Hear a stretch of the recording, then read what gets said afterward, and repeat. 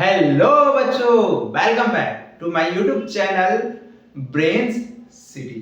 बच्चे, हम लोग पढ़ने वाले हैं क्लास 12th का physics, dual nature of radiation and matter, जो कि बहुत ही इंपॉर्टेंट है बच्चे as a board point of view के लिए और as a competitive point of view के लिए। जैसे नीट हो, जेई मेंस हो, जेई एडवांस हो, सब में अच्छा क्वेश्चन इससे आता है बच्चे। तो चलिए करते हैं क्लास को स्टार्ट। चलिए मन लगा के पढ़िएगा क्योंकि अब बोर्ड आप लोगों का नजदीक है बच्चे। तो देखिए, dual nature of radiation and matter में सबसे इंपॉर्टेंट पॉइंट होता है बच्चे कि वर्क फंक्शन, मतलब क्या होता है रेडिएशन, क्यों होता है, और ये बच्चे बेस्ड है किस पे? पार्टिकल नेचर ऑफ लाइट पे। ये वेव नेचर ऑफ लाइट को ओबे नहीं करता है। क्यों ऐसा होता है? क्योंकि ये इंस्टेंटेनियस प्रोसेस होता है बच्चे। कोई भी मेटल से इलेक्ट्रॉन का जो इमिशन होता है वो इंस्टेंटेनियस प्रोसेस है। वो 10⁻⁹ सेकेंड में ही हो जाता है। इसीलिए देखते हैं, हम लोग बात करते हैं जब भी इलेक्ट्रॉन का एनर्जी के बारे में बात होता है तो हम लोग उसको काइनेटिक एनर्जी के पॉइंट ऑफ व्यू से मेजर करते हैं। बोलते हैं कि इलेक्ट्रॉन का एनर्जी हमेशा काइनेटिक एनर्जी के फॉर्म में होता है। क्यों ऐसा? मान लेते हैं कोई एलिमेंट हम लेते हैं बच्चे लिथियम ही लेते हैं एक एलिमेंट, और सपोज दैट मान लेते हैं कि उसका वर्क फंक्शन 1.5 इलेक्ट्रॉन वोल्ट है। क्योंकि हम लोग यहाँ पे एनर्जी को इलेक्ट्रॉन वोल्ट में मेजर करेंगे, क्योंकि जूल तो एनर्जी का ऐसा यूनिट होता है, लेकिन इलेक्ट्रॉन वोल्ट भी होता है। क्यों? 1 electron volt is equal to क्या होता है? 1.6 into 10⁻⁻90 इलेक्ट्रॉन। क्या बोले? 1 इलेक्ट्रॉन वोल्ट जो होता है बच्चे, 1 इलेक्ट्रॉन वोल्ट 1.6 into 10⁻⁻90 जूल होता है। क्या होता है इलेक्ट्रॉन वोल्ट? ये काइनेटिक एनर्जी होता है किसका? इलेक्ट्रॉन का। जब मान लेते हैं एक्सेलरेट करता है 1 वोल्ट से, 1 वोल्ट से अगर कोई भी इलेक्ट्रॉन बच्चे एक्सेलरेट करता है तो उसके कारण जो एनर्जी होता है उसको हम लोग इलेक्ट्रॉन वोल्ट के नाम से जानते हैं। जैसे हम मान लेते हैं एक मेटल है बच्चे लिथियम, इसका वर्क फंक्शन 1.5 इलेक्ट्रॉन वोल्ट है। मान लेते हैं वर्क फंक्शन मतलब फाई नॉट, इसको हम लोग वर्क फंक्शन बोलते हैं, वर्क फंक्शन। तो देखिए, अगर सन से बच्चे हम लोग मैक्स मान लेते हैं, प्लैंक्स क्वांटम थ्योरी को कैसे भूल सकते हैं?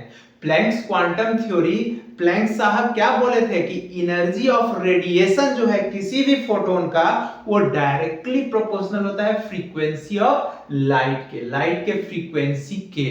तो क्यों? क्योंकि बोले कि जितना भी सन का लाइट बच्चे कोई भी मेटल सरफेस या हम लोग पे फॉल कर रहा है तो as a source of energy fall कर रहा है, as a source of energy. वो एनर्जी का एक रूप है, लेकिन हाँ वो पैकेट के रूप में है, इंटीग्रल मल्टीपल्स में है। वो निगेटिव हो सकता है, पॉजिटिव हो सकता है, लेकिन फ्रैक्शनल नहीं हो सकता। तो मान लेते हैं सन से यहाँ पे लाइट आके फॉल कर गया, मान लेते हैं 1.6 इलेक्ट्रॉन वोल्ट। तो देखिए मेटल क्या करता है कि 1.5 इसका वर्क फंक्शन है। वर्क फंक्शन क्या होता है? वैसा मिनिमम अमाउंट ऑफ एनर्जी कोई भी मेटल सरफेस का जिसपे मेटल सरफेस इलेक्ट्रॉन का इमिशन करना चालू कर दे। तो मान लेते हैं तो इसको तो चाहिए 1.5 इलेक्ट्रॉन वोल्ट इसका है, लेकिन सन कितना दे दिया बच्चे? 1.6 इलेक्ट्रॉन वोल्ट। जैसे दिया तो ये क्या कर दिया? इलेक्ट्रॉन का इमिशन कर दिया। अब प्लस इसको 1 इलेक्ट्रॉन मतलब 0.1 इलेक्ट्रॉन वोल्ट काइनेटिक एनर्जी दे दिया। क्या दे दिया? Kinetic energy. क्यों? क्योंकि इसको इमिशन के लिए कितना इलेक्ट्रॉन चाहिए? 1.5 इलेक्ट्रॉन वोल्ट, लेकिन ये दे कितना रहा है? 1.6, तो बच कितना रहा है? 0.1 इलेक्ट्रॉन वोल्ट, क्योंकि 1.5 पे तो इमिशन कर दिया, लेकिन 0.1 इलेक्ट्रॉन वोल्ट जो बचा वो इलेक्ट्रॉन जो बच्चे इमिट हुआ मेटल सरफेस से उसको काइनेटिक एनर्जी दे दिया। तो अब एक बात आता है कि अगर ये सनलाइट इसको क्या करे ना, एग्जैक्ट 1.5 इलेक्ट्रॉन वोल्ट ही एनर्जी दे, 1.5 इलेक्ट्रॉन वोल्ट ही, तो इलेक्ट्रॉन का इमिशन हो जाएगा, इलेक्ट्रॉन इमिट कर जाएगा, इमिट करेगा electron, but but no any kinetic energy, कोई भी काइनेटिक एनर्जी नहीं हुआ, क्योंकि इसको 1.5 इलेक्ट्रॉन वोल्ट इसका वर्क फंक्शन है, और सन उसको कितना दिया, 1.5 ही दिया, तो इलेक्ट्रॉन का तो इमिशन हो जाएगा, लेकिन उसका कोई भी काइनेटिक एनर्जी नहीं होगा। तो अब क्या बात हम लोगों के दिमाग में बात चल रहा है कि अगर सन के लाइट से जो भी एनर्जी आ रहा है, अगर एग्जैक्ट मान लेते हैं 1.5 इलेक्ट्रॉन वोल्ट से कम आ रहा हो, 1.5 इलेक्ट्रॉन वोल्ट से कम आ रहा हो, तो क्या इमिशन होगा, तो नहीं होगा, क्योंकि मेटल सरफेस को कितना चाहिए, 1.5 इलेक्ट्रॉन वोल्ट चाहिए, लेकिन सन कितना दे रहा है, 1.4, 1.2, 1.3, मतलब 1.5 से कम देगा बच्चे, तो कोई भी इमिशन नहीं होगा, ये याद रखिएगा, कोई भी इमिशन नहीं होगा। आए बात समझ में, मेटल एक ऐसा है, ये ना तो उधार देता है ना ही उधार लेता है, ना ज्यादा दिए तो बोला अगर ज्यादा देंगे तो बोला अगर ज्यादा दीजिएगा तो हम जो आपका एनर्जी रेस्ट अमाउंट बचेगा उसको हम काइनेटिक एनर्जी के रूप में आपके इलेक्ट्रॉन को प्रोवाइड कर देंगे। आए बात समझ में, तो हम लोग देखते हैं बच्चे वर्क फंक्शन के बारे में, क्या होता है वर्क फंक्शन। वर्क फंक्शन तो देखिए यहाँ पे वर्क फंक्शन, वर्क फंक्शन, इसको फाई नोट से भी आप लिख सकते हैं या डब्ल्यू नोट से भी लिख सकते हैं। क्या होता है, the minimum amount, the minimum amount of energy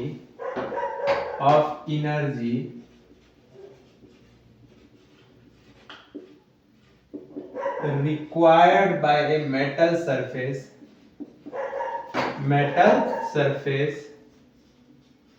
the surface of metal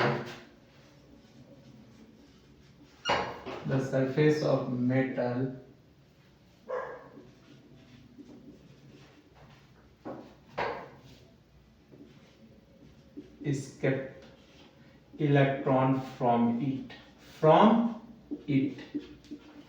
क्या बोले, वैसा मिनिमम अमाउंट एनर्जी का, मेटल का, the minimum amount of energy required by a metal surface, the surface of metal escape electron from it is called, क्या कहलाता है, work function. तो work function को क्या करेंगे,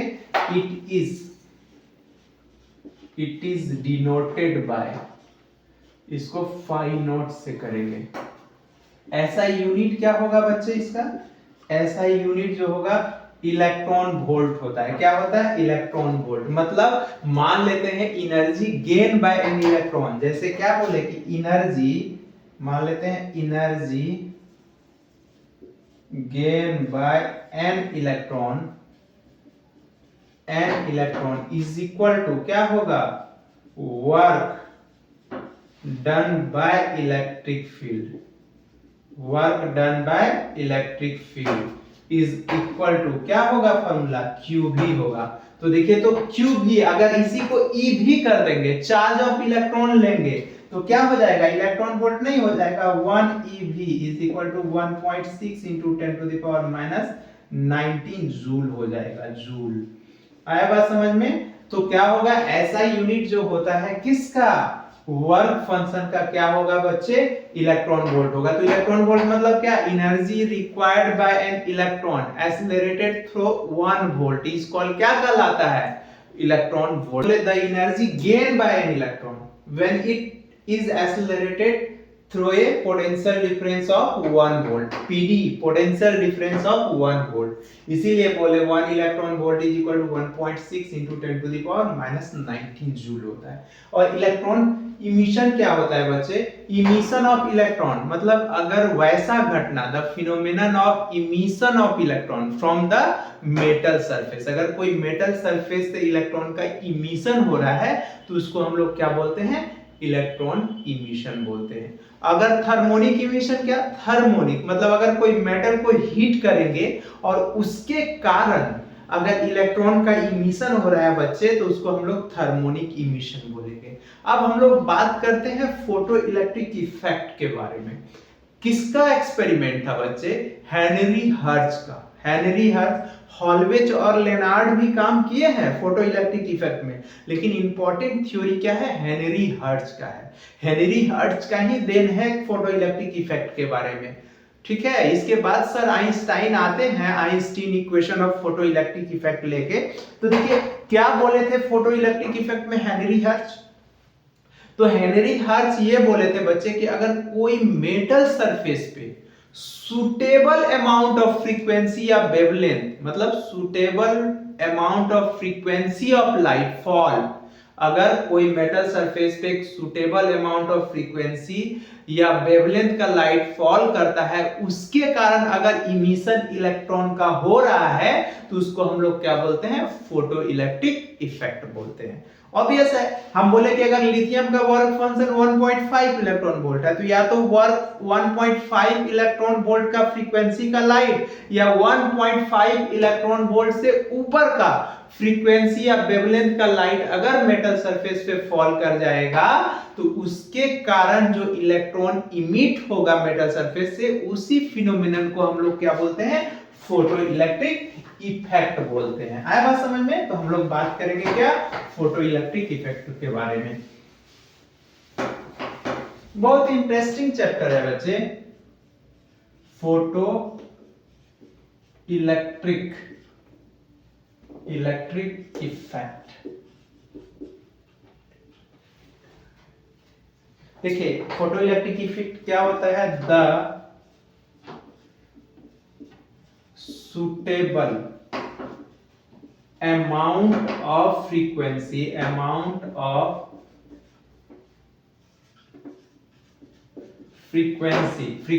that is ब्रैकेट में लिख लेते हैं बच्चे, that is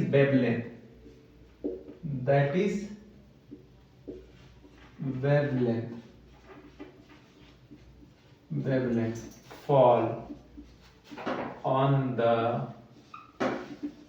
surface of metal when metal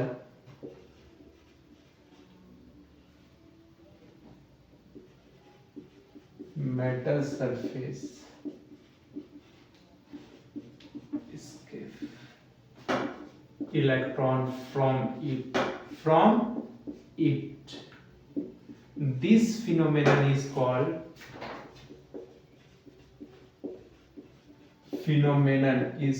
क्या कहलाएगा, फोटो इलेक्ट्रिक इफेक्ट।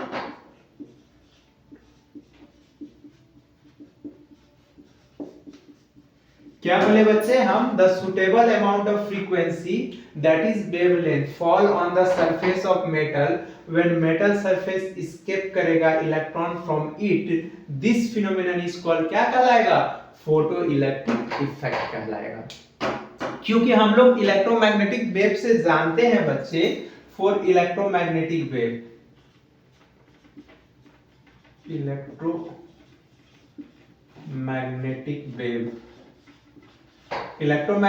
में हम लोग C इज इक्वल टू क्या पढ़े हैं, F इंटू लैम्डा।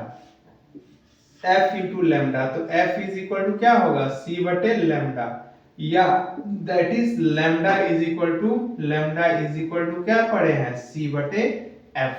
यही ना होता है बच्चे। क्या है यहाँ पे तो यहाँ पे तो लैम्डा क्या है बच्चे, लैम्डा वेवलेंथ है, इसका ऐसा यूनिट मीटर होता है। F क्या है बच्चे, फ्रीक्वेंसी है, और C क्या है, स्पीड ऑफ लाइट कितना होता है speed of light, 3 × 10⁸ metre per second. आया बात समझ में, ये होता है। अब देखिए इलेक्ट्रोमैग्नेटिक वेव में हम लोग देखें, अब देखते हैं प्लैंक्स क्वांटम थ्योरी क्या बोले थे। Planck's quantum theory,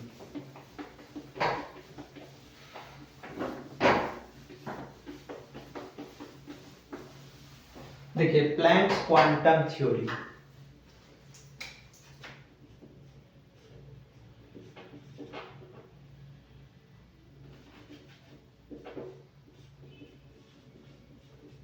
planks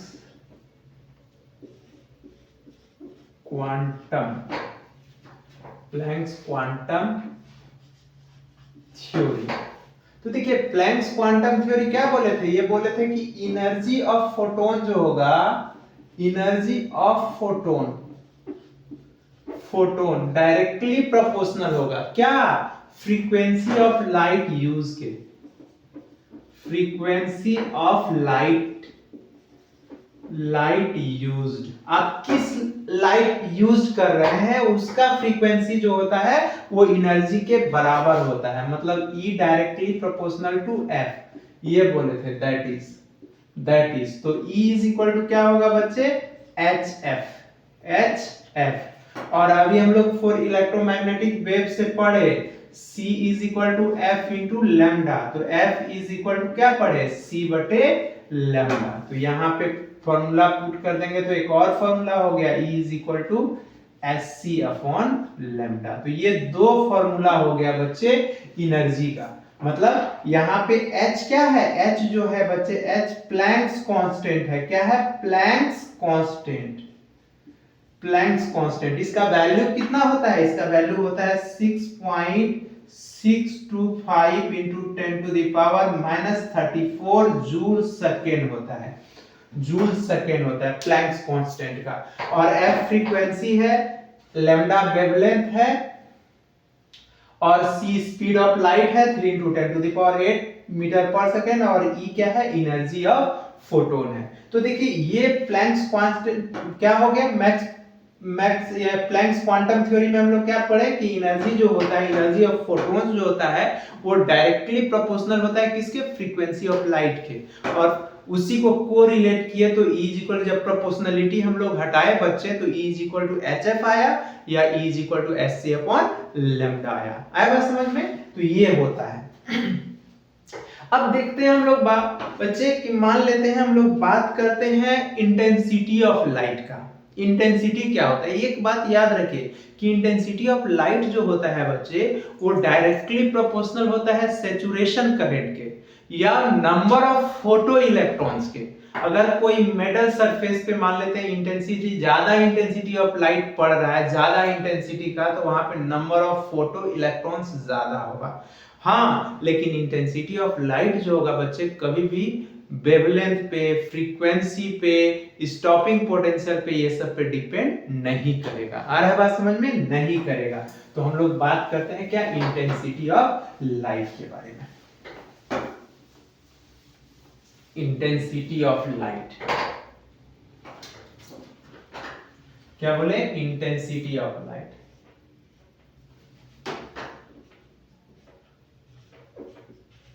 intensity of light. देखिए इंटेंसिटी ऑफ लाइट इसको I से डिनोट करते हैं। तो क्या होता है intensity, the energy falling per unit area per unit time.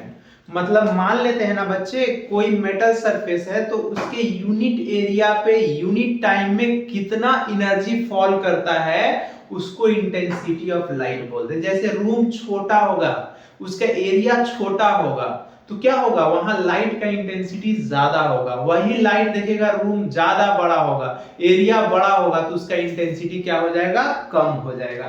तो क्या बोले, intensity the energy falling per unit, the energy falling per unit area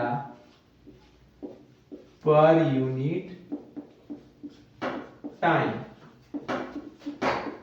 is called, क्या बोले बच्चे, the energy falling per unit area per unit time is called intensity. तो इसका formula क्या हो गया, इंटेंसिटी ब्रैकेट में I लिख देते हैं, इंटेंसिटी है।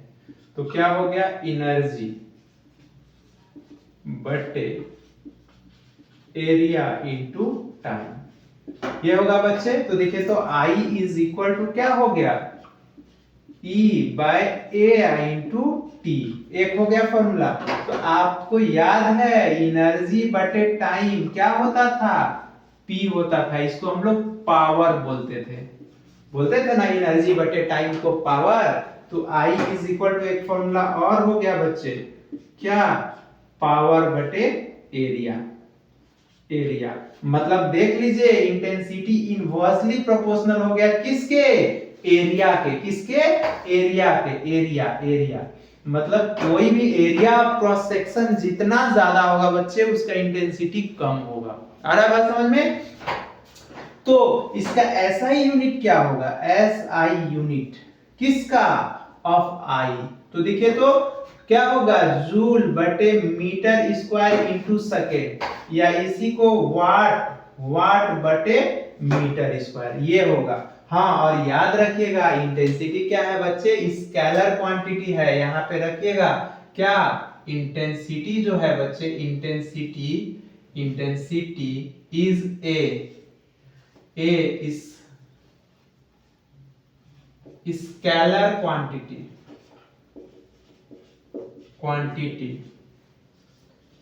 but it have both magnitude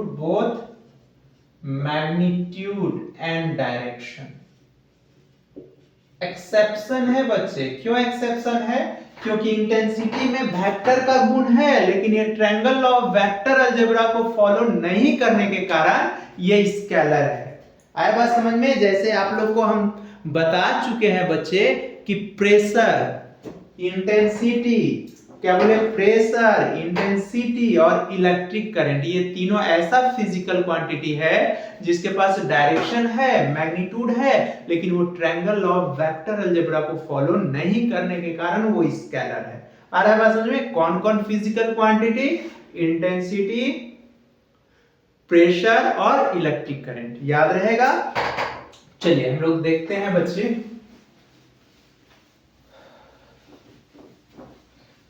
देखिए हम लोग बात करते हैं डी ब्रोगली वेवलेंथ के बारे में। डी ब्रोगली साहब क्या किए थे, वो dual nature of radiation of light लेके आए थे। बोले थे कि लाइट जो होता है डुअल नेचर का होता है, particles as well as wave nature. तो हम शुरू ही बोल चुके हैं कि फोटो इलेक्ट्रिक इफेक्ट जो होता है वेव नेचर ऑफ पार्टिकल्स को ओबे नहीं करता है, ये सिर्फ पार्टिकल्स नेचर ऑफ लाइट को ओबे करता है। और ये photo electric effect instantaneous process है बच्चे, जो 10 टू द पावर -9 सेकेंड में इनिशिएट हो जाता है, बहुत ही शॉर्ट टाइम में, याद रखिएगा। तो देखिए एक फॉर्मूला और हो गया बच्चे कि हम लोगों से पूछ देगा कि नंबर ऑफ फोटोन के बारे में, नंबर ऑफ फोटोन। तो नंबर ऑफ फोटोन पूछ देगा n बराबर, तो क्या होगा, p बटे e होगा। ये फॉर्मूला याद रखिएगा, जहां पे p क्या है, पावर है, और e क्या है बच्चे, एनर्जी है। आया बात समझ में? ये है। अब देखिए हम लोग बात करते हैं डी ब्रोगली वेवलेंथ के बारे में। हम लोग पहले तो बात कर लेते हैं बच्चे आइंस्टाइन इक्वेशन के बारे में। देखिए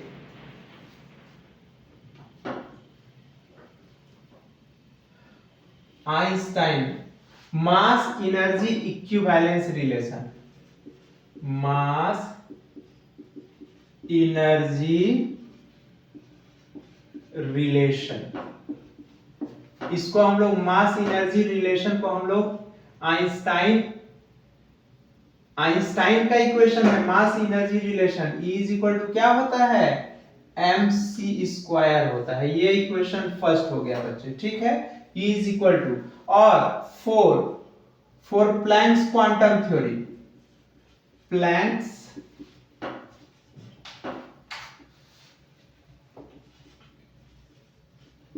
quantum theory, Planck's quantum theory, तो E इज इक्वल टू हम लोग क्या देखे, sc upon lambda, sc upon lambda ये होता है बच्चे, या hf भी होता है sc अपॉन लैम्डा। हम लोग क्या देखने जा रहे हैं, यहाँ पे लिख सकते हैं डी ब्रोगली वेवलेंथ। क्या पढ़ने जा रहे हैं हम लोग, डी ब्रोगली वेवलेंथ के बारे में, डी ब्रोगली वेवलेंथ, इसके बारे में हम देखने जा रहे हैं, डी ब्रोगली वेवलेंथ के बारे में। तो ये इक्वेशन क्या हो गया बच्चे, सेकेंड हो गया। अब कंपेयर कर लेते हैं दोनों इक्वेशन को। तो दोनों इक्वेशन को अगर हम लोग कंपेयर करेंगे तो क्या होगा, देखिए तो M C square is equal to S C upon lambda, तो एक कैंसिल हो जाएगा, तो therefore lambda is equal to H बटे एम सी हो जाएगा। तो ये वेवलेंथ ऑफ क्या आ गया, ये वेवलेंथ ऑफ फोटोन आ गया। क्या आ गया, वेवलेंथ, वेवलेंथ ऑफ फोटोन है, फोटोन है।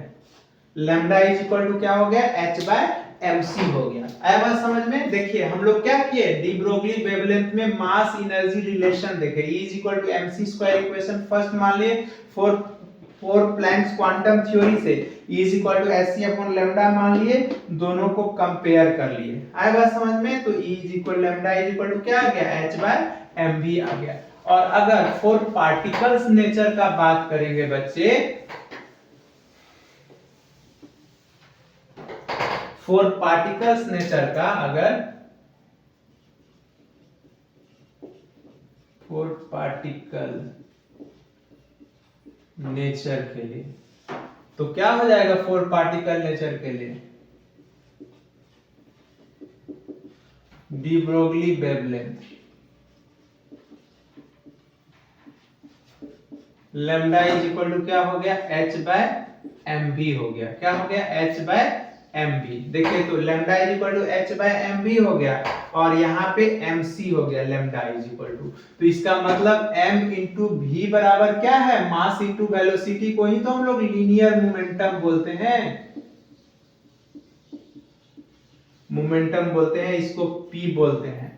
तो आया बात। तो फॉर फोटोन के लिए क्या हो जाएगा, फॉर फोटोन के लिए तो p इज इक्वल टू क्या हो जाएगा, mc हो जाएगा। तो यहां से c भी तो निकाल सकते हैं हम लोग, क्या होगा, p बटे m हो जाएगा। आया बात समझ में। तो देखिए हम लोग क्या किए, लीनियर मोमेंटम p हो गया, तो हम लोग डी ब्रोगली वेवलेंथ क्या देखे बच्चे, lambda is equal to H by M B देखे। मतलब लैम्डा जो होगा, वेवलेंथ जो होगा बच्चे, लैम्डा जो है, लैम्डा इनवर्सली प्रोपोर्शनल टू किसके है, स्पीड के है। तो यही लैम्डा यानी हम लोग लैम्डा वर्सेस v ग्राफ देखेंगे तो ये हो जाएगा। क्यों होगा, क्योंकि अगर लैम्डा टेंड्स टू 0 करेगा तो v इंफिनिटी करेगा, और v टेंड्स टू 0 करेगा तो लैम्डा इंफिनिटी करेगा। अरे बस आया बात समझ में बच्चे। तो चलिए इस लेक्चर को बच्चे हम यहीं पे स्टॉप करते हैं, कल इसका नेक्स्ट लेक्चर आएगा बच्चे।